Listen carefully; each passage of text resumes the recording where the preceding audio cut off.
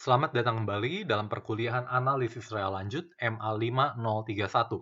Pada kesempatan kali ini, kita masih akan berbicara tentang integral. Secara khusus, kita akan melihat sifat-sifat dari integral Riemann. Kita akan melihat sifat-sifat dari integral Riemann. Mari kita mulai dari pembahasan pertama.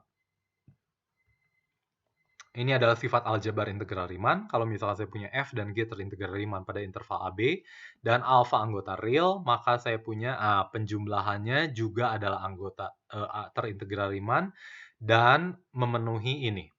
Dan alfa dikali f juga terintegral Riemann dan memenuhi ini. Ini dengan mudah saya bisa buktikan menggunakan definisi saja ya.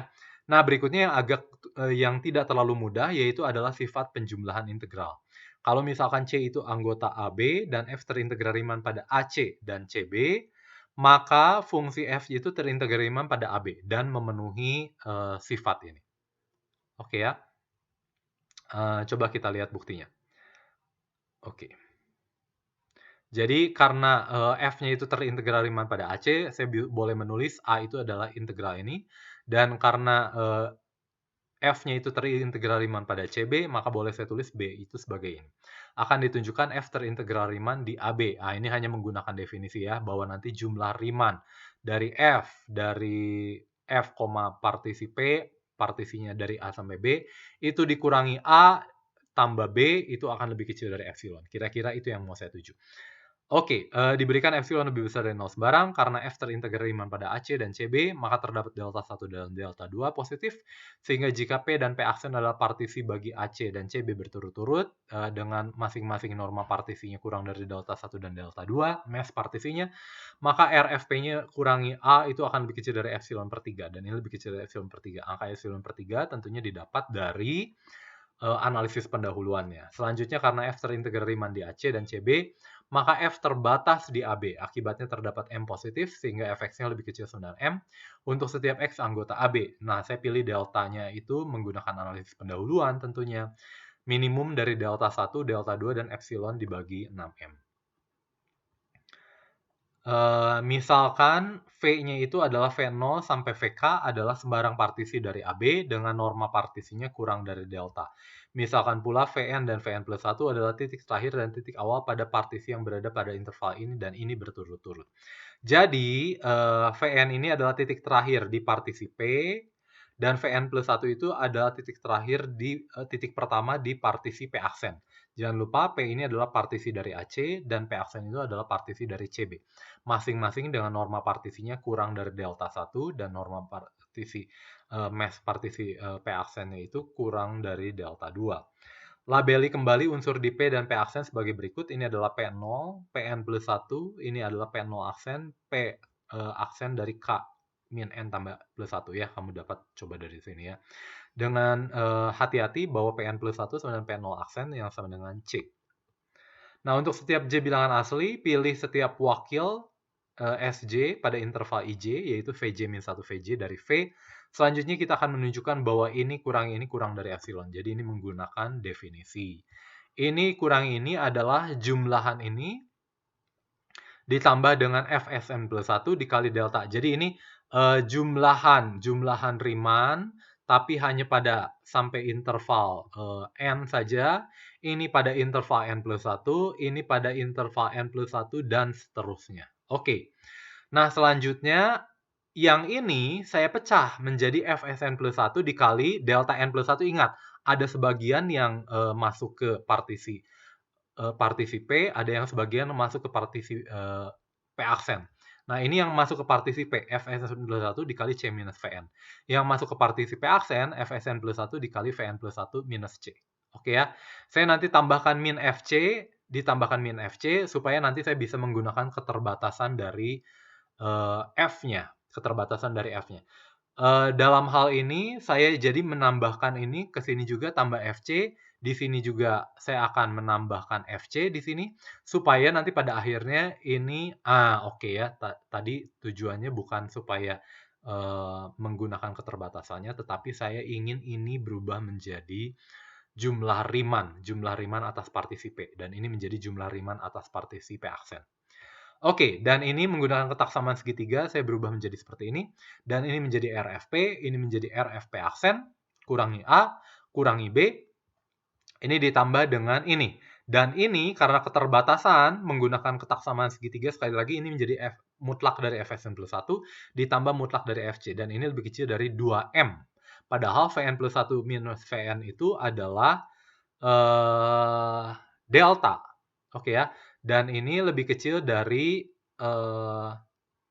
2M. 2M dikali delta. Deltanya nanti epsilon per 6M yang tadi ya dipilih ya. Jadi ini kurang dari epsilon, ini kurang dari epsilon, ini kurang dari epsilon per 6M. Sehingga pada akhirnya dia lebih kecil dari epsilon. Sehingga terbuktilah apa yang kita inginkan, bahwa ketika saya punya fungsi yang satunya terintegral di AB, AC yang satu terintegral pada CB, maka dia terintegral pada AB. Selanjutnya dengan mendefinisikan integral AB fx dx itu sebenarnya minus dari integral AB fx dx, saya bisa buktikan bahwa ini juga berlaku untuk C yang tidak sama dengan C yang tidak di AB. Nah, selanjutnya dengan menggunakan definisi, kita dapat membuktikan mudah menggunakan jumlah Riemann sifat aproksimasi integral ini. Secara geometris tentunya hal ini sangat menarik ya. Kamu sudah melihat di kalkulus. Nah, selanjutnya kita melihat keterintegralan fungsi komposisi. Kalau saya punya fungsi f terintegral Riemann, fungsi v kontinu pada interval kompak yang memuat daerah hasil dari f. Jangan lupa ya, v-nya karena, jadi v-nya pasti terintegral Riemann pada interval kompak ini. Maka V komposisi F, kenapa daerah memuat daerah hasil? Ya, supaya V komposisi F-nya terdefinisi dan baik. Maka V komposisi F terintegral Riemann. Oke ya, jadi kalau saya punya komposisi dari fungsi kontinu dan fungsi terintegral, maka dia akan terintegral Riemann. Oke ya. Kita coba lihat buktinya. Misalkan fungsi F terintegral Riemann pada AB, dan misalkan pula fungsi V kontinu pada interval kompak K yang memuat daerah hasil dari F. Akan ditunjukkan V komposisi F terintegral Riemann. Diberikan epsilon lebih besar dari 0 sembarang. Oke. Karena V kontinu pada himpunan kompak K, maka V kontinu seragam di K. Yes. Selain itu, karena dia kontinu dan K-nya himpunan kompak, maka V peta dari himpunan kompak oleh fungsi kontinu adalah himpunan kompak. Sehingga untuk ada M positif, sehingga untuk setiap X anggota K, ini salah ya. Jadi ini akibatnya itu akibat dari tadi. Peta himpunan kompak oleh fungsi kontinu adalah himpunan kompak. Jadi berlaku Vx-nya itu lebih kecil sama dengan M. Nah, yang ini baru betul. Ini akibat dari kekontinuan seragam. Terdapat delta positif, sehingga setiap kali saya ambil dua buah titik di K dengan jaraknya memenuhi ini, maka ininya akan lebih kecil dari ini. Dapat dari mana ini, Pak? Tentunya dapat dari analisis pendahuluannya. Lebih jauh lagi, delta dapat dipilih. Perhatikan bahwa delta di sini tidaklah tunggal. Oke ya, perhatikan bahwa delta ini tidaklah tunggal. Banyak delta di sini yang bisa saya ambil. Ya, kamu pelajari lagi. Oke. Karena F terintegral Riemann di AB, maka terdapat delta tilde. Oke ya. Sehingga jika P dan P aksen adalah partisi dengan MP dan MP aksennya itu norma partisi masing-masing kurang dari delta tilde, dan Q adalah penghalusan bersama dari P dan P aksen, maka RFP min RFQ ini kurang dari delta kuadrat dibagi 2. Dan RFP aksen dikurangi RFQ kurangi delta kuadrat, kurang dari delta kuadrat per 2. Jadi kira-kira ini saya mau membuktikan bahwa nanti RFP min RV komposisi FP, RV komposisi FQ ini lebih kecil dari epsilon. Kira-kira itu yang diinginkan. Akibatnya saya punya RFP min RFP aksen ini kurang dari delta kuadrat. Oke ya. Jadi ya oke, nanti belakangan. Pilih partisi P aksen dan Q yang seperti di atas. Jadi dengan tentunya delta tilde-nya ada ya. Berdasarkan ini. Jadi saya pilih nanti yang memenuhi ini. Tentunya dengan norma partisinya kurang dari delta tilde. Dengan cara yang sama, Q-nya tentunya norma partisi kurang dari delta tilde juga ya. Misalkan JL adalah interval pada Q dan IJ itu adalah interval pada P. Maka JL itu subhimpunan dari interval IJL. Jadi setiap kali saya punya IJ, mungkin ada beberapa JL di sini. Persis seperti yang pernah kita lihat di partisi dan konsep integral ya. Oke. Jadi saya punya ini dikurangi ini, itu adalah sigma ini kurangi sigma ini. Lalu supaya ini 1 di J, 1 di L, saya mau samakan supaya menjadi 1 di L. sorry, ini TJ ini tentunya wakil di interval J, SL ini wakil di interval L. Oke ya, saya perkecil pada interval delta L, tapi menjadi jumlahan nanti untuk sigma J setiap kali JL subset dari IJ ya. V komposisi FTJ, karena ini selalu sama untuk setiap J, dikali dengan delta L. Oke, tidak masalah ya. Ini sigma J, ini masih sama. Ini bisa saya tarik menjadi ini menggunakan ketak samaan segitiga. Saya punya, ini saya pecah dulu ya. Ini anggota G dan satu lagi yang anggota B. Jadi saya punya berubah menjadi ini menggunakan ketak samaan segitiga. Jadi pertanyaannya G itu apa dan B itu apa? Jadi kalau L-nya anggota G itu kalau, ini sudah pasti ya. Kalau supremum dikurangi infimumnya, supremum F dikurangi infimumnya itu kurang dari delta. Supremum F dikurangi infimum F itu kurang dari delta. Oke. Kalau yang lainnya, bahwa ini lebih besar sama dengan delta, deltanya tentunya harus positif, maka dia masukkan ke L anggota B. Akibatnya, coba kita hitung delta dikali delta L. Wah, ini agak rumit dikit ya. Ini akan lebih kecil dari ini berdasarkan pendefinisian dari L anggota B tadi, berdasarkan B tadi. Ini lebih kecil dari ini, delta L. Jangan lupa, ketika saya punya jumlahan ini, apa ini jumlahan sub F dikurangi infimum F dikali delta J? Apa artinya sub F dikali delta J? Saya jumlahkan ini. Itu kan seperti jumlah Riemann.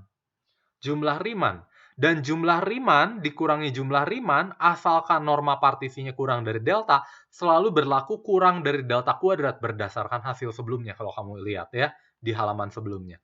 Sehingga saya dapatkan ini kurang dari delta kuadrat, deltanya boleh saya coret, sehingga sigma dari delta L, kalau L anggota B, ini kurang dari delta. Oke ya. Dari sini saya peroleh yang ini, yang bintang tadi, oke ya.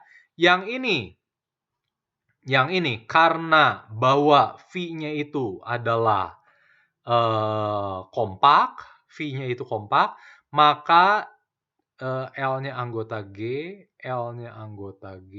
berarti bahwa ini kurang dari delta. Ini berarti nanti saya punya supremum F kurangi infimum F. Oke.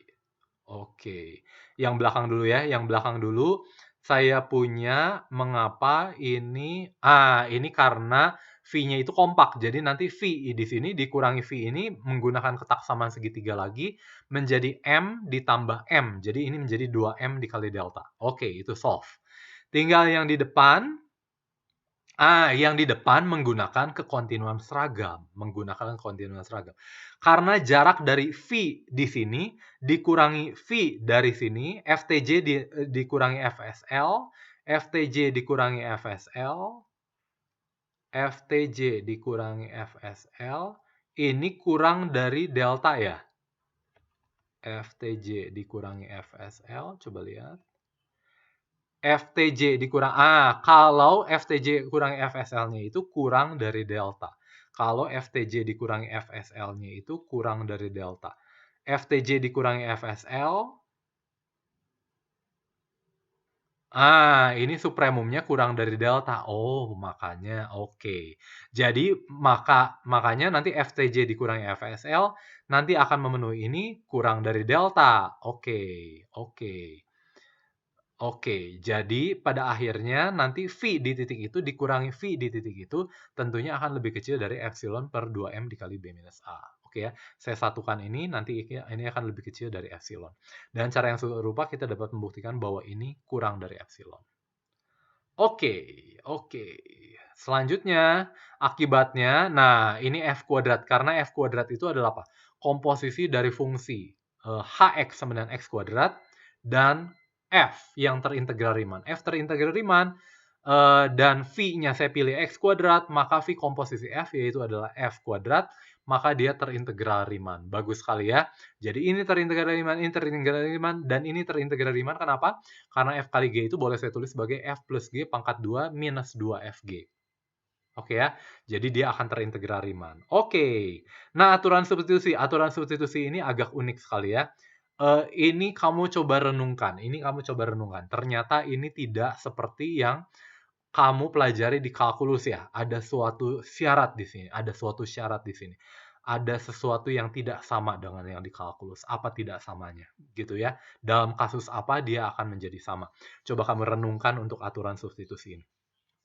Nah, ini yang terakhir adalah teorema dasar kalkulus. Dan saya pikir ini akibatnya, saya pikir ini kamu bisa lihat di buku, tidak terlalu sulit, dengan cara yang sama untuk teorema dasar kalkulus juga tidak terlalu sulit ya. Bahkan ini kalau di buku-buku di analisis real S1, saya bisa perumum, untuk setiap X anggota AB, AB-nya itu tidak harus, F-nya itu tidak harus continue pada setiap titik AB ya. F-nya itu tidak harus continue, boleh continue pada sejumlah berhingga titik. Boleh tidak continue pada sejumlah berhingga titik. Ya oke lah, karena ini juga ya anggota AB. AB-nya buka ya oke ya. Nanti pada akhirnya ya ini persis sama seperti yang di S1 kamu, sama ya. F aksennya dan F, jangan lupa jika F continue ya. Selanjutnya akibat dari teorema dasar kalkulus ya kamu juga bisa lihat dari buku ya, ini tidak terlalu sulit, bahkan ini ya ini hanya menggunakan teorema nilai rata-rata untuk turunan kira-kira ya, lalu menggunakan yang di atas. Oke. Yang di sini ya membuktikan turunannya ya tinggal fx plus h min fx dibagi h gitu kira ya, mencari limitnya. Kamu coba sendiri untuk yang ini ya. Oke, jadi ini adalah bagian akhir dari sifat integral Riemann. Nah, nanti ada satu lagi sifat integral Riemann yang sangat bagus sekali yang menghubungkan fungsi terbatas dengan keterintegralan Riemann. Fungsi terbatas dan keterintegralan Riemann. Itu juga tidak akan saya buktikan yang biasanya kita kenal dengan kriteria keterintegralan Lebesgue. Itu cantik sekali. Nanti kita akan bahas di kelas. Oke ya, terima kasih.